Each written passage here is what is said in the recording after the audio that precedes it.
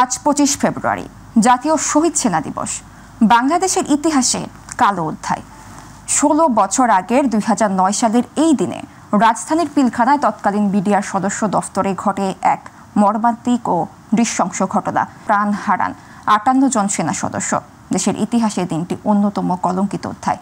Atikur Rahman তিতাসের report.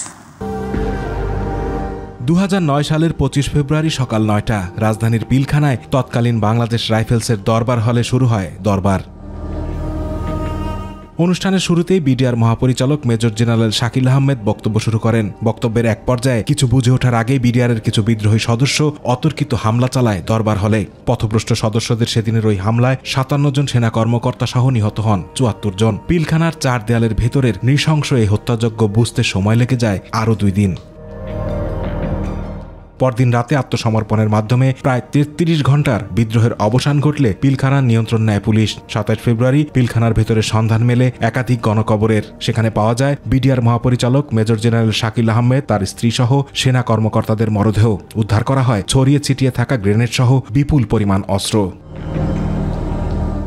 নারকীয় এ হত্যাকাণ্ডের পর 28 ফেব্রুয়ারি লালবাগ থানায় হত্যা ও বিস্ফোরক আইনে 2টি মামলা হয়। পরে মামলা 2টি নিউ মার্কেট থানায় স্থানান্তরিত হয়। ঢাকা মহানগর তৃতীয় বিশেষ আদালতের বিচারক মোহাম্মদ আখতারুজ্জামান 2013 সালের 5 নভেম্বর মামলার রায় ঘোষণা করেন। রায়ে বিডিআরের সাবেক ডিএডি তৌহিদ সহ 152 জনকে মৃত্যুদণ্ড দেয়া হয়। এছাড়া 160 জনকে যাবজ্জীবন কারাদণ্ড এবং 256 জনকে বিভিন্ন মেয়াদে সাজা দেয়া হয়। অভিযোগ প্রমাণিত না হওয়ায় 277 জনকে খালাস দেয়া হয়।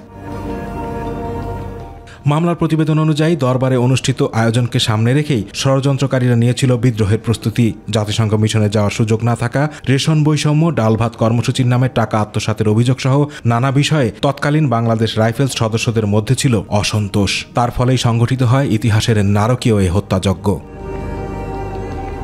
আতিকুর রহমান তিতাস, মাই টিভি।